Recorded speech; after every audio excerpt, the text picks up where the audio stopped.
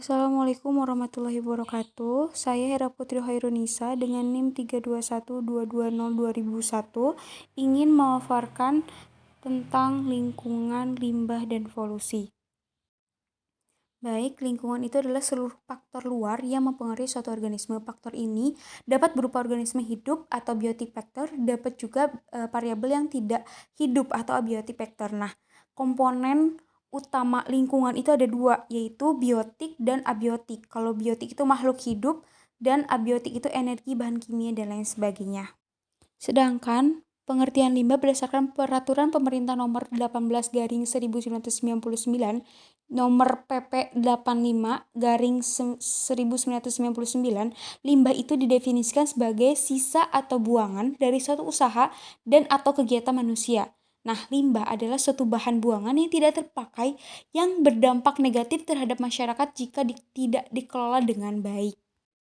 Adapun jenis limbah. Jenis limbah berdasarkan jenis senyawa, ada limbah organik yang pertama dan juga ada juga yang kedua itu limbah anorganik. Nah, berdasarkan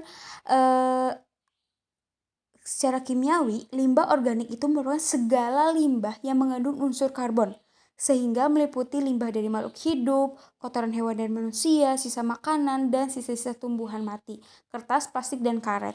Namun, secara teknis, sebagian besar orang mendefinisikan bahwa limbah organik itu sebagai limbah yang hanya berasal dari makhluk hidup alami.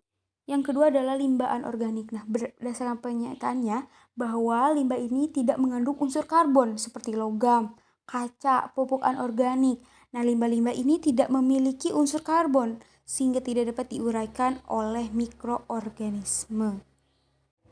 Jenis limbah berdasarkan wujudnya ada 3, limbah cair, limbah padat, limbah gas.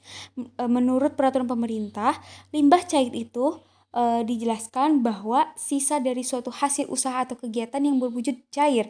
Limbah cair itu dapat diklasifikasikan dalam 4 kelompok, diantaranya limbah cair domestik, limbah cair industri, rembesan dan luapan, dan air hujan. Yang kedua ada limbah padat. Limbah padat adalah sisa hasil kegiatan industri ataupun aktivitas domestik yang berbentuk padat. Nah, limbah padat ini dapat diklasifikasi menjadi 6 kelompok, yaitu sampah organik mudah busuk, anorganik, dan organik yang tak membusuk. Ada sampah bau, sampah bangkai binatang, sampah industri, dan sampah sapuan. Yang ketiga ada limbah udara atau limbah gas. Adalah limbah yang dimanfaatkan udara sebagai media. Secara alami, udara itu mengandung unsur kimia seperti O2, N2, NO2, CO2, H2, dan lain sebagainya. Nah, penambahan gas ke udara yang melampaui kandungan udara alaminya akan menurunkan kualitas udara itu sendiri. Limbah gas yang dihasilkan berlebihan itu dapat mencemari udara serta dapat mengganggu kesehatan masyarakat. Zat pencemar melalui udara diklasifikasi menjadi 2, yaitu partikel dan gas. Yang selanjutnya ada polusi. Apa sih itu polusi?